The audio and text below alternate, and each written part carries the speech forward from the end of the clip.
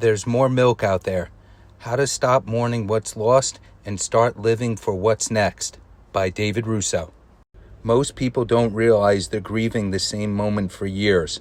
A relationship ended. An opportunity disappeared. Life didn't go the way they planned. And even though time kept moving, emotionally, they never left the scene of the accident. They keep replaying the loss, reimagining the past, wondering who they would have been if things had worked out differently. But crying over spilled milk has one problem. The milk never goes back into the glass.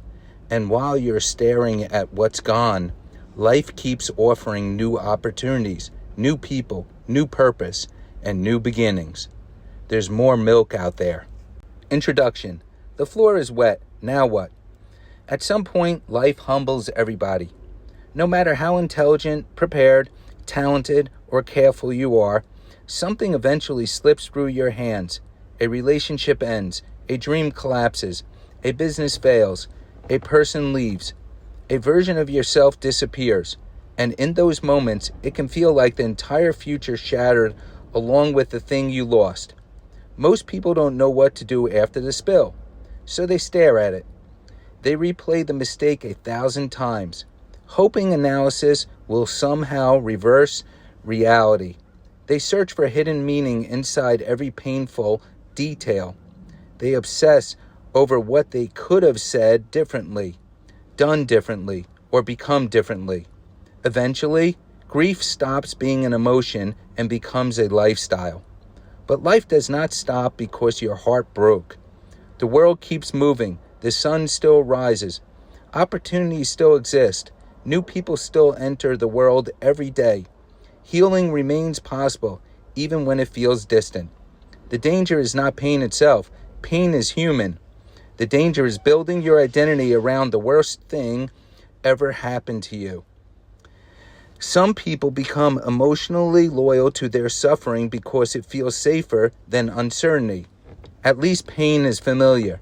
But familiar pain is still pain. This audiobook is about learning how to release what cannot be changed without losing yourself in the process. It's about realizing that loss is not proof your best days are behind you. Sometimes life removes things because they no longer fit the person you're becoming. The floor is wet. The glass is broken. Now what? Now you keep living. Chapter 1. The spill happens to everyone. Nobody escapes loss. Pain does not care how attractive you are, how wealthy you are, how spiritual you are, or how carefully you plan your life. Eventually, everyone experiences disappointment. Everyone loses something they thought they would keep forever. The problem is that when suffering arrives, people often personalize it too deeply. They think their heartbreak means they are cursed. They think failure means they are incapable. They think rejection means they are unworthy. But loss is not evidence that life is against you. It is evidence that you are alive. Every human being carries invisible grief. Some people hide it behind humor. Some bury it in work. Some drown it in distractions. But everyone has experienced moments where reality did not match expectation. The strongest people are not those who avoid pain. They are the people who refuse to let pain permanently harden them. They grieve without becoming bitter. They cry without giving up on hope. They suffer without surrendering their future. There's a difference between experiencing heartbreak and making heartbreak your home address. One keeps you human, the other keeps you stuck. Many people delay healing because they secretly believe moving on dishonors what they lost. But healing is not disrespect. Growth is not betrayal. You can acknowledge the importance of something while still accepting its ending. The spill happened. It mattered. But your life is still happening too. Chapter 2. Why we romanticize what we lost. Human memory is selective. Once something disappears, the mind often edits reality into a highlight reel. We remember the best moments while quietly deleting the stress, incompatibility, frustration, or unhappiness that also existed. Distance softens details. Time beautifies things. That's why people return emotionally to relationships that once exhausted them. It's why they miss jobs they once complained about daily. It's why they long for seasons of life that were actually filled with anxiety when they were living through them. Loss creates emotional fog. Sometimes we don't actually miss the thing itself. We miss the comfort, identity, certainty, or familiarity attached to it. We miss who we were during that chapter of life. A breakup can feel devastating, not just because of the person, but because of the future we imagined with them. Losing an opportunity hurts because of the identity we built around succeeding at it. We mourn the fantasy as much as the reality. And fantasies are hard to compete with because they never fully existed. This doesn't mean your memories are fake. It simply means they are incomplete. Every season contains both beauty and difficulty. But when pain enters the picture, the mind often turns the past into a sacred place that never truly existed. That's dangerous because you cannot fully embrace your future while worshiping your past. Nostalgia becomes toxic when it convinces you that your best moments are already over. They are not. You are not meant to spend your life emotionally rewinding old scenes. You are meant to keep creating new ones. Chapter 3. Acceptance is not weakness.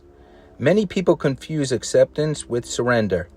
They believe accepting reality means approving of what happened. But acceptance is not agreement. Acceptance simply means acknowledging the truth instead of exhausting yourself fighting it. Denial delays healing. As long as you keep arguing with reality, your emotional energy remains trapped in a battle you cannot win. You replay conversations that are over. You imagine alternate outcomes that never happen. You resist closure because some part of you still believes the past can be changed. But reality does not negotiate. Healing begins when you stop asking life to undo itself. Acceptance sounds simple, but emotionally, it can feel brutal. It means admitting the relationship is over. The opportunity passed. The person changed. The season ended. The dream evolved. And yes, sometimes acceptance arrives long before understanding does. You may never fully understand why something happened the way it did. Still, it happened. That truth becomes the foundation of peace. People often stay emotionally trapped because they believe pain keeps them connected to what they lost. They fear that letting go means forgetting. But acceptance doesn't erase love, memories, or meaning. It simply removes resistance. You cannot rebuild while pretending the collapse didn't happen. Acceptance is not weakness. It is emotional maturity. It is the moment you stop demanding a different past and start participating in your future again. Chapter 4. Grief has a deadline. Grief deserves respect. Ignoring pain doesn't make you strong. Suppressed emotions eventually surface in other ways. Anger, anxiety, numbness, bitterness, exhaustion. Healthy grieving matters because humans are not machines. Loss affects the heart, the body, and the mind. But grief was never meant to become your permanent identity. Some people unknowingly become addicted to sadness because sadness gives them certainty. If they keep hurting, they never have to risk hope again. They never have to be vulnerable again. Pain becomes emotional armor. But armor also prevents connection. There comes a point where healing requires movement. Not because your pain suddenly disappears, but because your life still deserves to continue. Mourning forever does not prove love. It proves fear of re-entering life. You are allowed to miss what mattered while still choosing joy again. The problem is that many people wait to feel ready before moving forward. But readiness rarely arrives first. Action creates momentum. Momentum creates healing. Sometimes the first step is incredibly small. Getting out of bed, answering the phone, going outside, trying again, believing again. Healing is not a dramatic moment where pain vanishes overnight. It's usually a series of quiet decisions repeated consistently over time. One day you realize the memory no longer controls your breathing. One day you laugh without guilt. One day the wound becomes a scar instead of an open cut.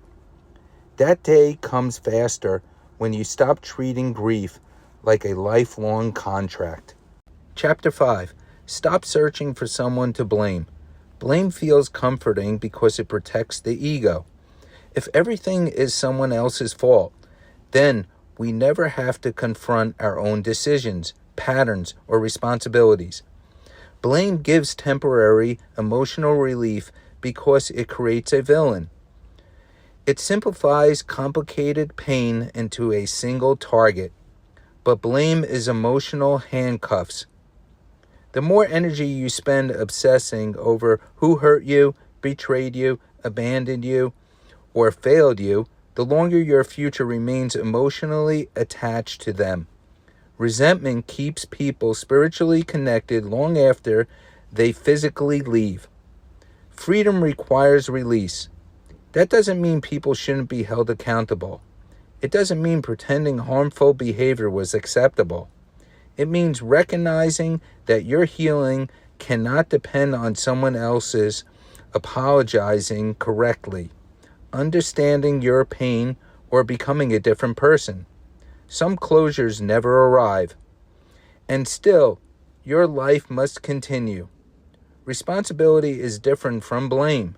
Responsibility asks, what do I do now? How do I grow from this?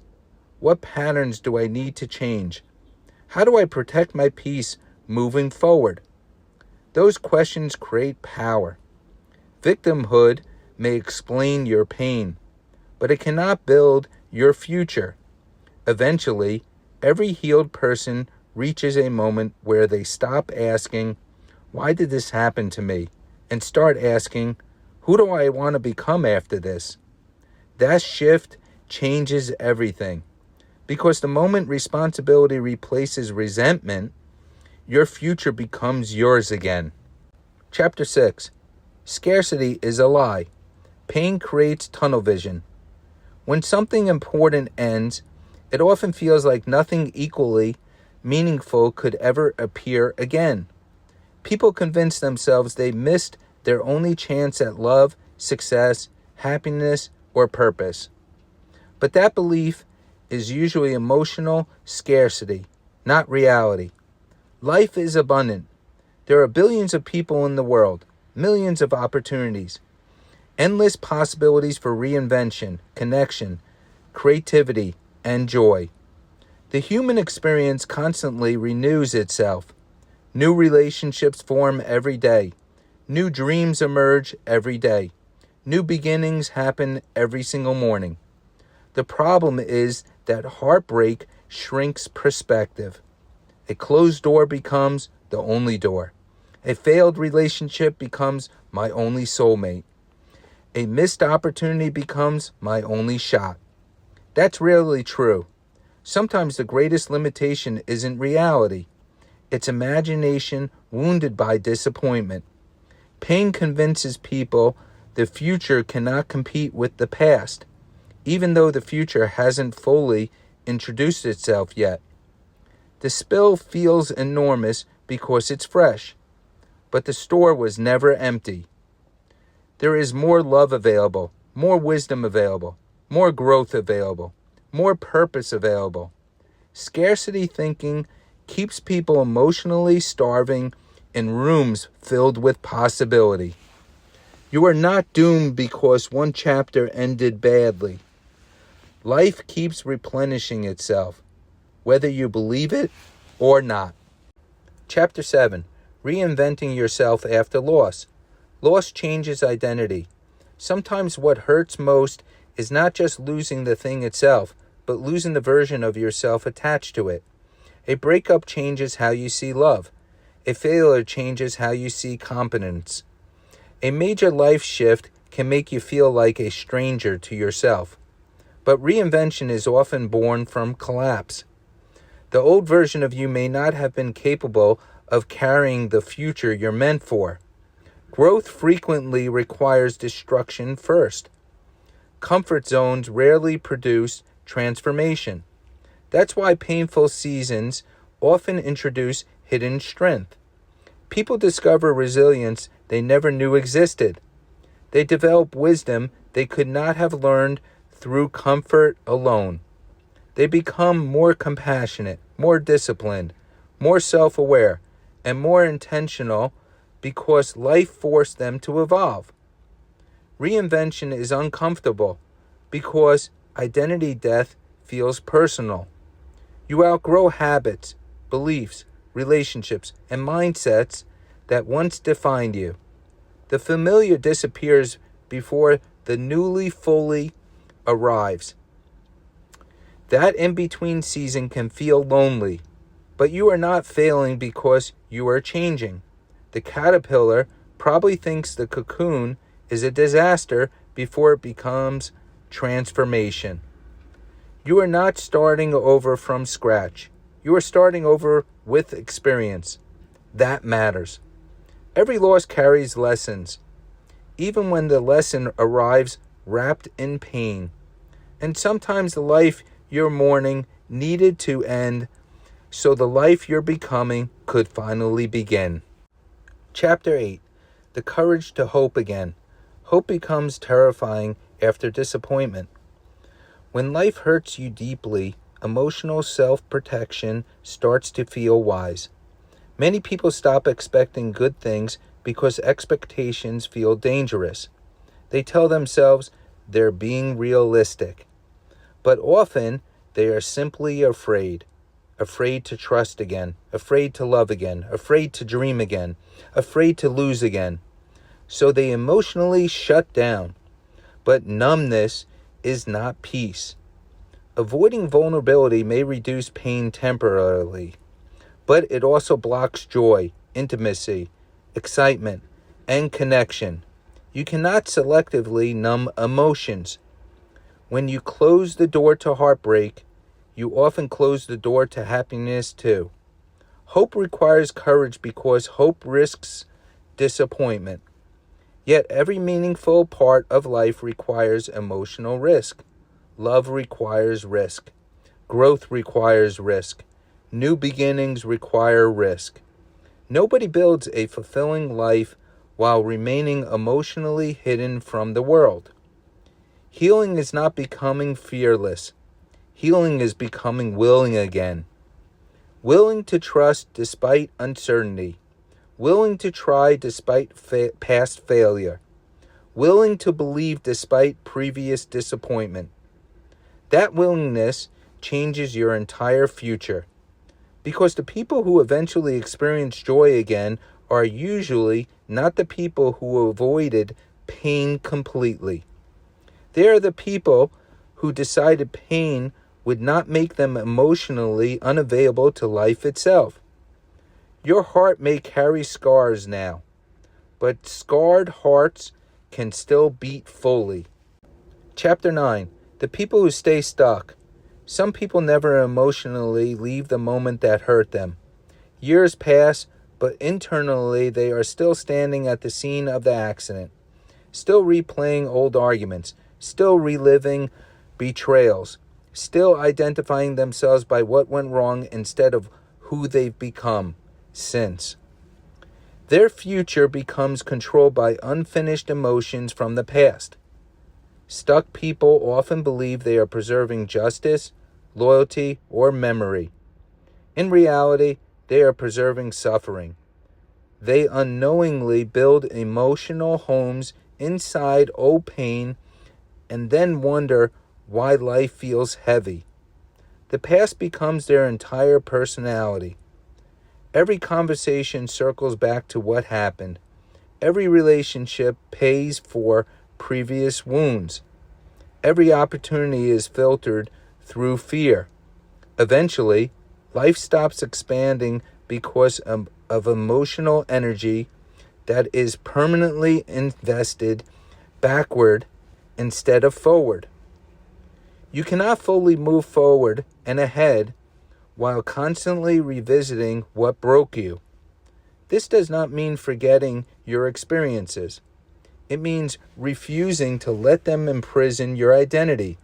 Your pain may explain parts of you, but it should not become the only story you tell yourself. People who heal are not people who perfect histories. They are people who decide the past deserves context, not control. At some point, you must choose. Do you want to keep reliving the wound, or do you want to build a life beyond it? Because staying stuck may feel familiar, but familiar suffering is still suffering. Chapter 10. There's more milk out there. This is the moment everything shifts. The moment you finally understand that life did not end when things fell apart.